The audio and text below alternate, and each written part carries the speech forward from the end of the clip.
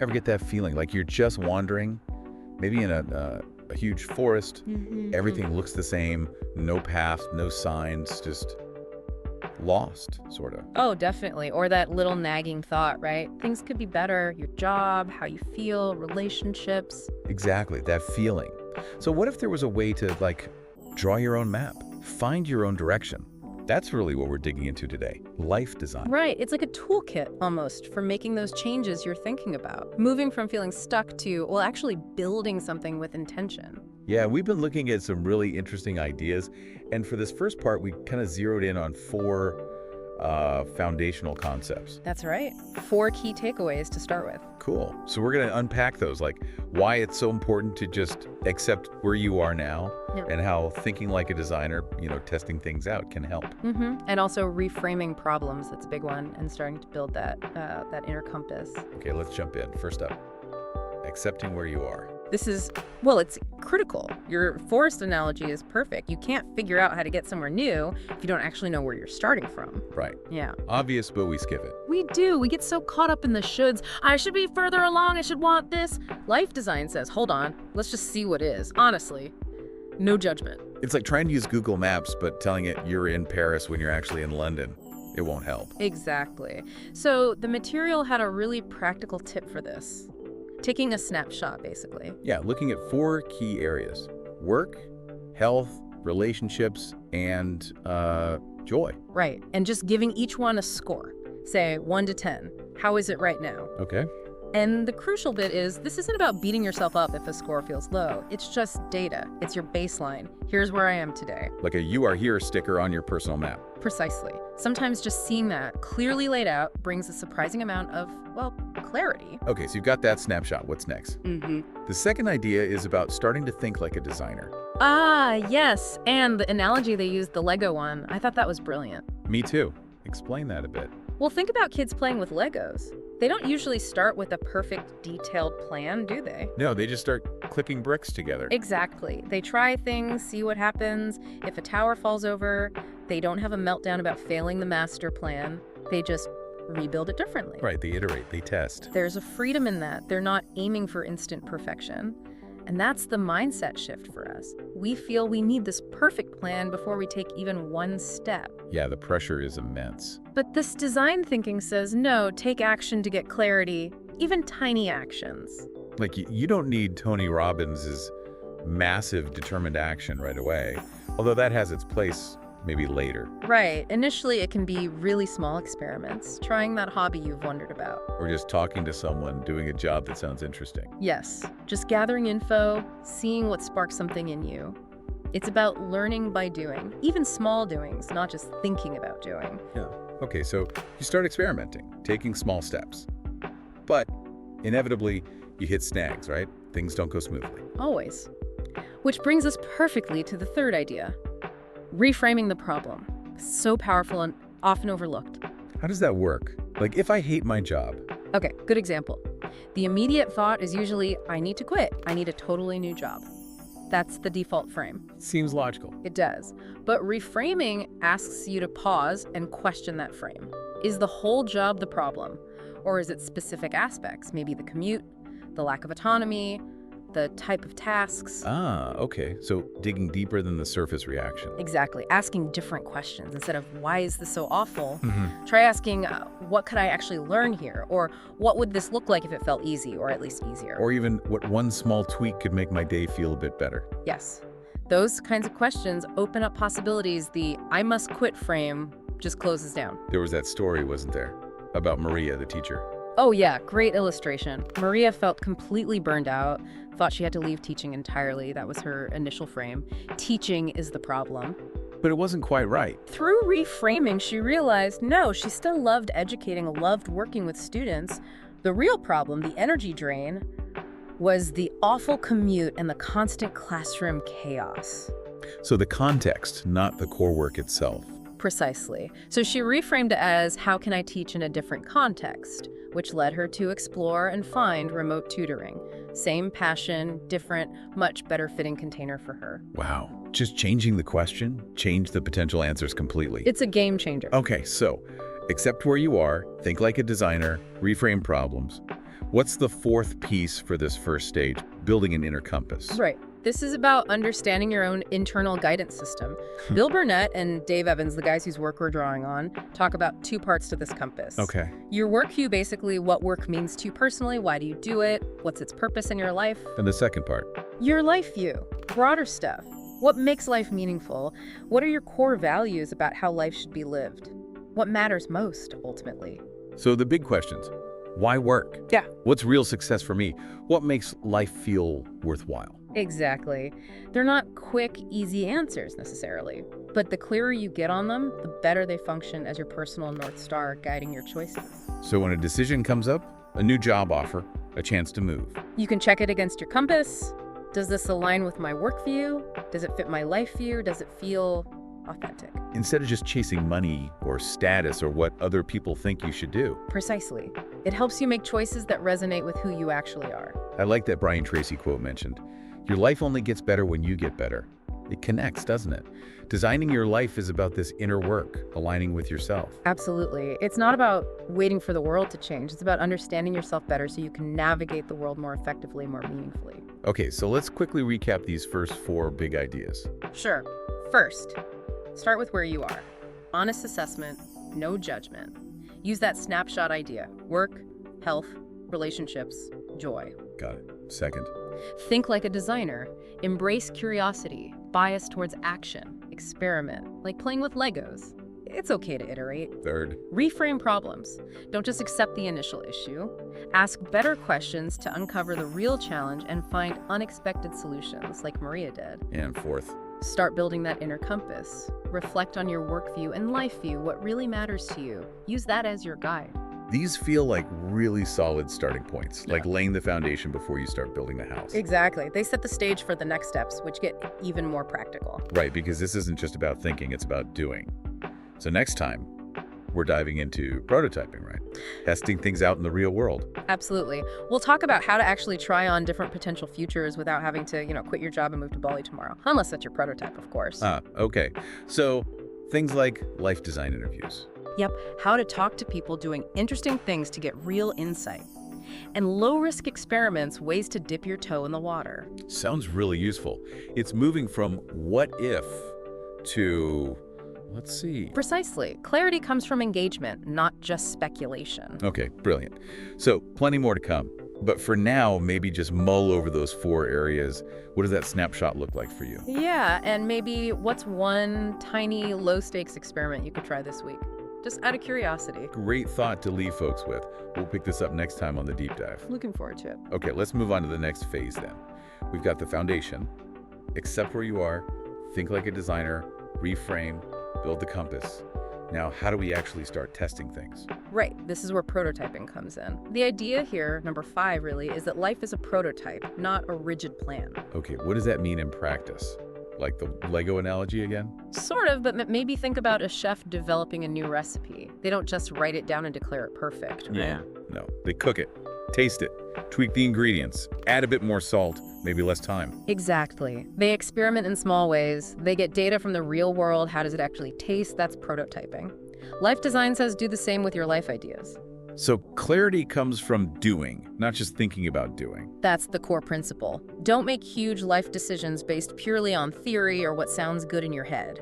Test your ideas in small, real ways first. Makes sense. Lowers the stakes. Less scary. Definitely. There was that story about Jack, the guy feeling burnt out in finance. Oh yeah, tell us about Jack. So Jack was successful but drained. He had this vague interest in maybe counseling or therapy. Big leap from finance, right? Huge. Instead of quitting his job and enrolling in a PhD program, she prototyped. He started volunteering a few hours a week at a local teen support center, just talking to kids, seeing what it felt like. A low-risk experiment. Exactly. He gathered real-world data, found he loved the coaching aspect, but maybe not the deep therapy side. That led him to explore career coaching specifically. And he ended up becoming a career coach. Yes, but through a series of prototypes, each one giving him more information and refining his direction. He didn't just guess, he tested. That's a great example. So one way to prototype is trying things out directly, like Jack's volunteering. What else? Step 6 is a really useful tool. running a life design interview. Okay, that sounds a bit formal. Is it like a job interview? Not at all. That's the key distinction. It's a casual conversation with someone who is doing something you're curious about. You're not asking for a job. You're asking for their story and insights. Ah, information gathering. Like reconnaissance. Exactly. You reach out to someone, maybe a friend of a friend, someone you find on LinkedIn whose path looks interesting, and just ask if they'd chat for 20 minutes about their experience. What kind of questions would you ask? Not, can I have a job? Definitely not. More like, what does a typical day actually look like for you? What do you love most about what you do? What's maybe the hardest part? Okay. Real world stuff. Yeah. What's one thing you wish you'd known before you started down this path? How did you even get here? You're mining for the reality, the texture of that life or job. That sounds much less intimidating, and probably more useful than just reading job descriptions. Way more useful. You get stories, nuances, real human experience. It helps you prototype possibilities in your mind, informed by reality. Okay, so volunteering like Jack, life design interviews. Step 7 seems related. Build with low-risk experiments. This reinforces the prototyping idea. Trying new things doesn't have to mean upending your whole life. Keep the experiments small and manageable, especially at first. What are some examples, besides volunteering? Oh, loads. Interested in writing? Start a simple blog, just write a few posts. Curious about photography? Offer to take photos for free for a friend's event or small business. Okay. Thinking about teaching? Host a free mini workshop online on a topic you know well. Enjoy organizing things. Offer to help a nonprofit plan a small fundraising event. So finding ways to do the thing even on a tiny scale. Yes. The goal isn't to launch a new career overnight, it's to gather data. How did that feel? Did it energize you? Did it drain you? Right. The reflection piece. Crucial. After each little experiment, ask yourself, what did I actually enjoy about that? What felt natural or easy? What felt like pulling teeth? Would I want to do more of it? That feedback loop seems really important. Learning from the prototypes. It is the learning. Okay, now for a really interesting one-step 8. Design multiple futures. Multiple. As in more than one life plan. That sounds complicated. It sounds counterintuitive, maybe, but Burnett and Evans suggest creating sketches of 3 different 5-year futures for yourself. 3 completely different lives. Sort of. Life 1 is basically your current life path, but improved or optimized. Keep doing what you're doing, but make it better. Okay, that makes sense. Life 2 is what you'd do if life 1 suddenly vanished. That path is gone. What's your plan B? What different direction would you pursue? Forces you to think outside the current box. Exactly. And life 3 is the wild card. What would you do if money and other people's opinions didn't matter at all?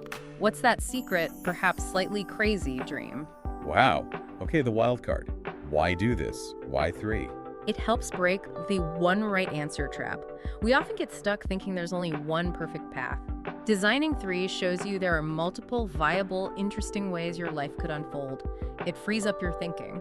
How detailed should these sketches be? Doesn't have to be super detailed. Maybe just a simple timeline for each life for the next 5 years. What are the key activities or milestones in year 1, year 3, year 5? Give each one a title.